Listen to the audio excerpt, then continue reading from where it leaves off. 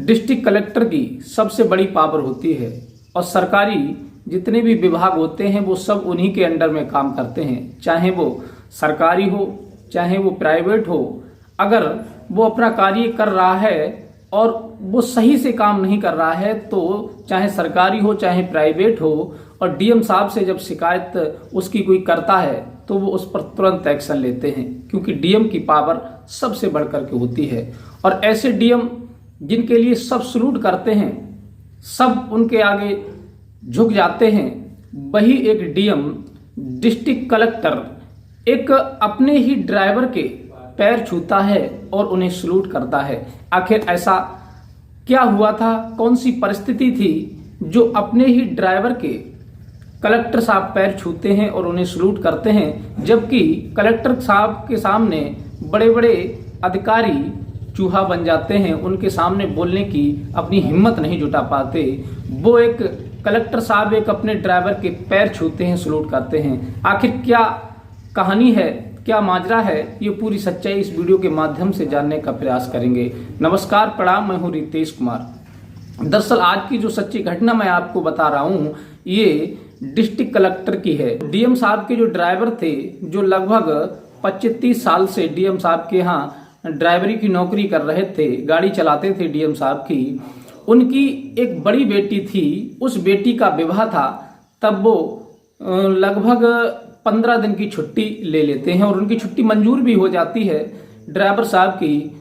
और फिर आखिरी दिन था, अब वो 15 दिन के लिए छुट्टी पे जा रहे थे, अपनी बेटी की शादी की सारी तैयारियां करते, क्योंकि घर में कोई नहीं था, अकेले थे। उनकी उम्र लगभग 55 से 58 साल की थी। तो 15 दिन की छुट्टी पर जब जा रहे थे तो उनके लिए एक विचार आया कि क्यों ना मैं सभी अधिकारियों के लिए, सभी कर्मचारियों के लिए कार्ड दे दूं, क्योंकि कार्ड देना बहुत जरूरी है। अब वो अपने हाथों में थैले में कार्ड लिए वहां पर सभी को बांट रहे थे। कोई अपने स्टाफ के ड्राइवर को कार्ड दे रहे थे, तो कभी वहां का जो चपरासी है उसे कार्ड दे रहे थे, कोई गनर है उसे कार्ड दे रहे थे, कोई अर्दली है उसे कार्ड दे रहे थे। सभी अपने लेवल के लोगों को वो कार्ड दे देते हैं और कहते हैं कि भाई साहब, निमंत्रण है आपका, हमारी बेटी की शादी है और मैं आज से छुट्टी पर जा रहा हूं और फिर अपनी बेटी की तैयारियां करूंगा, इसलिए मैं सोच रहा हूं कि आज मैं ड्यूटी पर हूं तो आज ही सबको कार्ड दे दूं, फिर नहीं आ पाऊंगा। वो कहते ठीक है।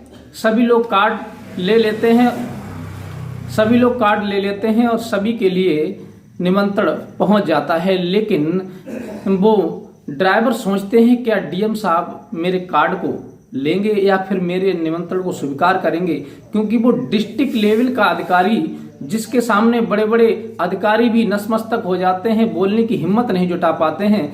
वो अधिकारी क्या मैं एक मामूली ड्राइवर की बेटी की शादी में पहुंच पाएंगे? अब वो डर रहे थे कि मैं आखिर कैसे जाकर के उनसे कहूं कि आपका निमंत्रण है मेरी बेटी की शादी में। और बुजुर्ग तो थे ही, लेकिन हिम्मत नहीं जुटा पा रहे थे कि मैं, इतनी औकात नहीं है मेरी कि मैं अपनी बेटी की शादी में एक डीएम साहब को निमंत्रण करूं और उन्हें अपनी बेटी की शादी में बुलाऊं। बहुत ज्यादा डर रहे थे, हाथ कांप रहे थे और एक कार्ड उनके हाथ में था। तो सभी लोग वहां पर बैठे हुए थे और डीएम साहब अपने कार्यालय में बैठ करके कार्य कर रहे थे। और फिर उनकी हिम्मत इतनी नहीं हो पा रही थी कि हिम्मत करके डीएम साहब को जाकर के एक कार्ड दे दें और उनसे ये कह दें कि हमारी बेटी की शादी में आपका निमंत्रण है। लेकिन डर रहे थे। फिर विचार करते हैं कि चलो छोड़ो, हो सकता है डीएम साहब को अगर गुस्सा आ गया तो वो हमें डांट भी सकते हैं, क्योंकि मैं एक छोटी लेवल का एक ड्राइवर हूं और वो कहाँ डिस्ट्रिक्ट लेवल के अधिकारी हैं। भला मैं उनके सामने कैसे अपनी जुबान खोल सकता हूं, कैसे कह सकता हूं। बड़े उदास हो जाते हैं और फिर लौट करके चल देते हैं। सभी को तो कार्ड बांट दिए थे उन्होंने, अपने जो स्टाफ के लेवल के जो लोग थे, छोटे छोटे कर्मचारी, लेकिन डीएम साहब को कार्ड देने की उनकी हिम्मत नहीं पड़ रही थी। बहुत ज्यादा परेशान हो रहे थे, लौट करके चल देते हैं। तब अंदर से एक आवाज आती है कि ऐसा करो कि एक बार जाकर के देख लो, शायद वो आपका निमंत्रण स्वीकार कर लें। अगर बड़े अधिकारी हैं, अगर डांट भी देंगे तो कोई बात नहीं, डांट खा लेंगे, लेकिन कम से कम होगा सो देखा जाएगा, सामने तो आएगा कि डीएम साहब ने हमारा निमंत्रण स्वीकार किया या नहीं किया। अब वो गेट पर जो खड़ा था उससे मुंशी से कहते हैं कि डीएम साहब से हमें मिलना है। तब वो कहता है रुको मैं डीएम साहब से पूछ करके आता हूँ। वो मुंशी अंदर जाता है और डीएम साहब से कहता है कि साहब आपका जो ड्राइवर है वो आपसे मिलना चाहता है। डीएम साहब कहते हैं भेजो, क्या काम है। अब मुंशी उसे अंदर भेजता है कि जाइए डीएम साहब आपको बुला रहे हैं। ड्राइवर हाथ में कार्ड लिए हुए और वहीं खड़े हो जाते हैं और सलूट मारते हैं डीएम साहब को। डीएम साहब कहते हैं ठीक है बताइए क्या समस्या है।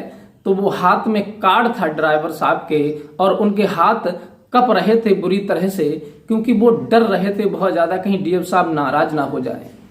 तब वो गिड़गिड़ाते हुए कहते हैं साहब मुझे माफ कर देना अगर मुझसे कोई गलती हो गई हो तो, क्योंकि मेरी बेटी की शादी है और मैं 15 दिन की छुट्टी पर जा रहा हूं। डीएम साहब कहते हैं बहुत अच्छी बात है, बेटी की शादी है तो आप निश्चिंत जाइए और अपनी बेटी की शादी कीजिए। तब वो कहते हैं कि साहब मेरी खैर इतनी हैसियत तो नहीं है, औकात तो नहीं है, लेकिन फिर भी मैं आपसे एक निवेदन करना चाहता हूं। डीएम साहब कहते हैं कि आप इतने डर क्यों रहे हैं, आपके हाथ क्यों कांप रहे हैं, आप बताइए ना आपको क्या काम है। अगर आपको छुट्टी और चाहिए तो फिर मैं और बढ़वा देता हूं आपकी छुट्टी। वो कहते हैं साहब छुट्टी 15 दिन की बहुत है, लेकिन ये कार्ड मैं आपको देना चाहता हूं और आप मेरा अगर निमंत्रण स्वीकार कर सकें तो। डीएम साहब कहते हैं अरे कैसी बातें कर रहे हैं आप, कार्ड मुझे दीजिए, कब की शादी है। तब वो कहते हैं कि आज से 10 दिन बाद हमारी बेटी की शादी है, तारीख निश्चित सब कुछ उस पर पड़ा होता है। डीएम साहब कहते हैं कि चिंता मत कीजिए मैं टाइम निकाल करके आऊंगा, क्योंकि प्रयास करूंगा पूरा कि मैं आपकी बेटी की शादी में उपस्थित हो सकूं। ये सुनकर के वो बहुत ज्यादा खुश हो जाते हैं, गदगद हो जाते हैं कि डीएम साहब ने हमारा निमंत्रण स्वीकार कर लिया। और फिर वहां से लौट करके अपने घर चले जाते हैं। उधर वो अपनी बेटी की तैयारियां करने लगते हैं, लेकिन इधर कई दिन बीत जाते हैं, 2-4 दिन बीत जाते हैं। लास्ट दिन वही आ जाता है जिस दिन उनकी बेटी की शादी थी ड्राइवर की। अब रामू तो उधर अपने गेस्टों का स्वागत कर रहे थे, वहां सारी तैयारियां कर रहे थे, पांडाल लगा हुआ था, बारात की तैयारियां हो रही थी, मेहमान लोग आ रहे थे और इधर शाम के 5 बजने वाले थे। तो उन्हीं डीएम साहब का जो अर्दली होता है वो कहता है कि साहब आज मुझे जल्दी जाना पड़ेगा। डीएम साहब कहते हैं क्यों, 5 बजे हैं, इतनी जल्दी क्या है, कहाँ जाना है तुम्हें। तब वो कहते हैं कि साहब मुझे जल्दी इसलिए जाना पड़ेगा क्योंकि जो हमारे ड्राइवर थे रामू, उनकी बेटी की शादी है, उनकी बेटी की शादी है और मुझे उनकी बेटी की शादी में अपनी पत्नी को लेकर के जाना है। इसलिए आप जानते ही हैं महिलाओं का काम बड़ा रेज होता है और बहुत सारा टाइम लगेगा, इसलिए तैयार होने में उन्हें तो फिर टाइम लग जाएगा, इसलिए मैं कुछ पहले जाना चाहता हूँ। डीएम साहब कहते हैं अरे ये तो तुमने बहुत अच्छी बात कही, मैं तो बिल्कुल भूल ही गया था, निमंत्रण तो मुझे भी उन्होंने दिया था, लेकिन अरे तुमने बहुत अच्छा किया जो मुझे ध्यान दिलवा दिया।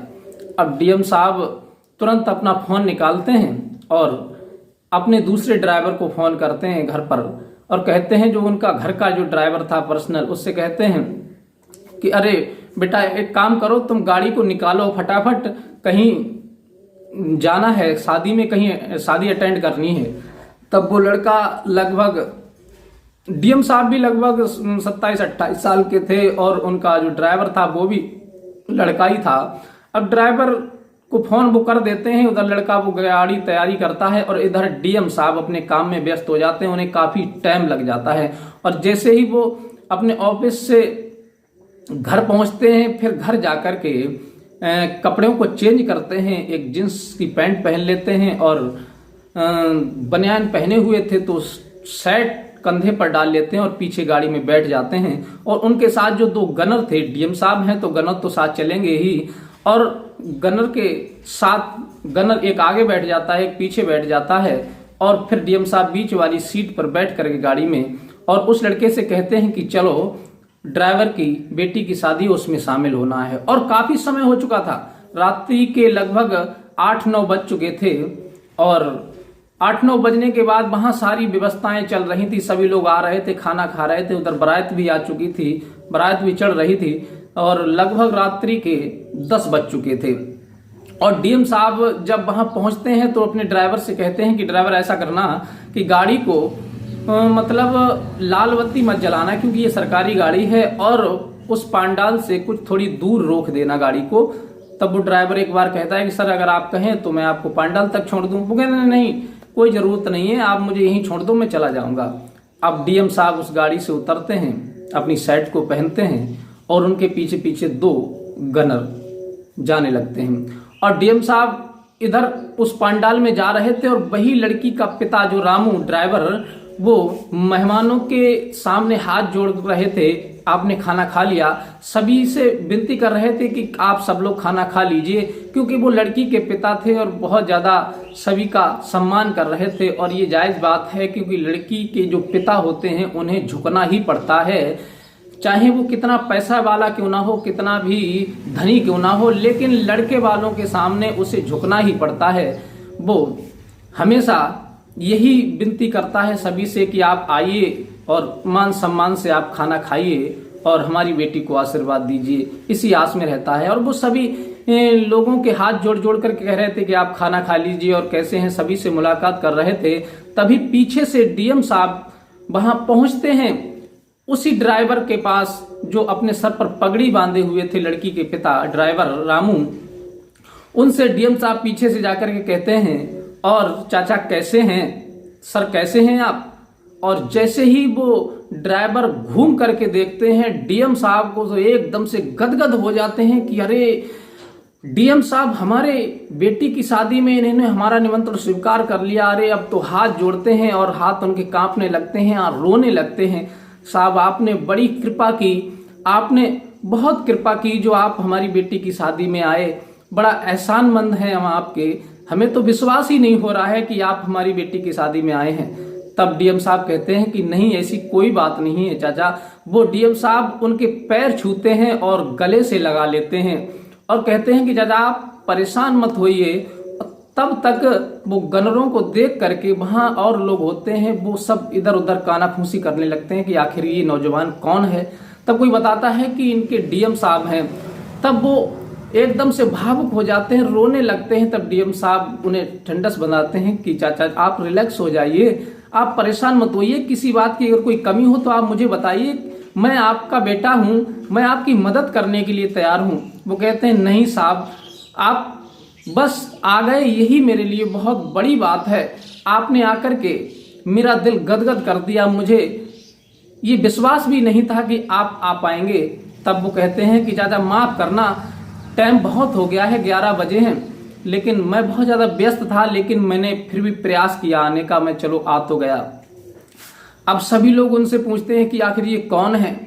तो कहते हैं कि डीएम साहब हैं, डिस्ट्रिक्ट कलेक्टर। अब ये बात सुनकर के वहां मीडिया वाले भी पहुंच जाते हैं, वो भी इस बात को रिकॉर्ड करते हैं कि एक ड्राइवर की शादी में डिस्ट्रिक्ट कलेक्टर निमंत्रण स्वीकार करके दावत खाने पहुंचे। अब ये तो ज्यादा नहीं, मात्र 15 मिनट डीएम साहब उनकी शादी में रुके थे और लड़की के पिता को उन्होंने कहा कि आप तो सभी को खाना खिलाते रहेंगे, इस चक्कर में आप खुद खाना भूल जाएंगे, इसलिए चाचा आप मेरे साथ बैठ करके खाना खाइए। तब वो एक ही थाली में डीएम साहब और ड्राइवर को बिठाल करके दोनों लोग एक ही थाली में खाना खाते हैं और खाना खाने के बाद फिर से ड्राइवर के हाथ जोड़ते हैं, कहते चाचा इजाजत दीजिए, मैं चलता हूँ। डीएम साहब बस वहां से लौट करके चले आते हैं और फिर बड़ी धूमधाम से उनकी बेटी की शादी होती है। पूरी अच्छी तरह से तैयारियां होती हैं, इस बात की चर्चाएं पूरे जिले में फैल जाती हैं, जोर शोर से हर व्यक्ति की जुबान पर यही बात होती है कि एक मामूली सी ड्राइवर की बेटी की शादी में एक डीएम साहब निमंत्रण में आए थे और वो खाना खा करके गए थे। ये बात अखबारों में छप जाती है, सोशल मीडिया पर खूब अच्छी तरह से वायरल हो जाती है कि एक डीएम साहब ड्राइवर की बेटी की शादी में निमंत्रण में पहुंचे थे और उन्होंने खाना भी खाया था। और सुबह जब होता है तो अच्छी तरह से लड़की की विदा होती है और अखबारों में, मीडिया पर चारों तरफ ये सोशल मीडिया पर वायरल हो जाती है और डीएम साहब की हर कोई तारीफ करने लगता है, हर कोई सराहना करने लगता है कि डीएम हो तो ऐसा हो जो अपनी पद की गर्मी न दिखाते हुए इंसान को अपने समान समझे और ऐसा अधिकारी होना चाहिए, जनता के प्रति उसे वफादारी निभानी चाहिए, जनता के प्रति हमदर्दी दिखानी चाहिए, जनता के प्रति प्यार दिखाना चाहिए। ऐसे डीएम की हर इंसान सराहना करता है, हर इंसान तारीफ करता है। ये घटना सुना करके मेरा और कोई उद्देश्य नहीं है, मेरा ये उद्देश्य है कि जो भी हमारे भाई बंधु जो आईपीएस अधिकारी बनते हैं या फिर आईएएस अधिकारी बनते हैं, उनसे बस एक ही प्रार्थना है कि अगर आपको ऐसी पदवी अगर प्राप्त हो जाए तो हमेशा पैसा की तरफ मत देखना, इज्जत की तरफ देखना और सम्मान की तरफ देखना। दूसरे की आशीर्वाद लेना, दूसरे के साथ अच्छा करोगे तो अच्छा होगा, आज नहीं तो कल होगा। क्योंकि कहते हैं आशीर्वाद सबसे बढ़कर के होता है। भगवान का आशीर्वाद, बड़ों का आशीर्वाद, बुजुर्गों का आशीर्वाद, देवताओं का आशीर्वाद, ये इंसान को रास्ते में जितनी भी झंझटें आती हैं उन सब से पार कर देता है और फिर वो जिंदगी में कभी दुखी नहीं रहता, ना उसे कोई अड़चन आती है। आप चाहे डीएम बन जाओ, चाहे एसएसपी बन जाओ, लेकिन परमात्मा से बड़े नहीं हो सकते। भगवान का न्याय जब होता है, आप बुरे करोगे तो आपके साथ में भी भगवान बुरा करेगा। इसलिए हमेशा दूसरों के साथ अच्छा करें, दूसरों को प्यार दें, दूसरे को सम्मान दें, तो आपकी भी लोग सराहनीय करेंगे, आपकी भी तारीफ करेंगे। और ये कहानी सुनाकर के हमारा उद्देश्य किसी को परेशान करना या किसी की भावनाओं को ठेस पहुंचाना नहीं था। बस हमारा तो केवल यही उद्देश्य था, आप लोगों को जागरूक करना।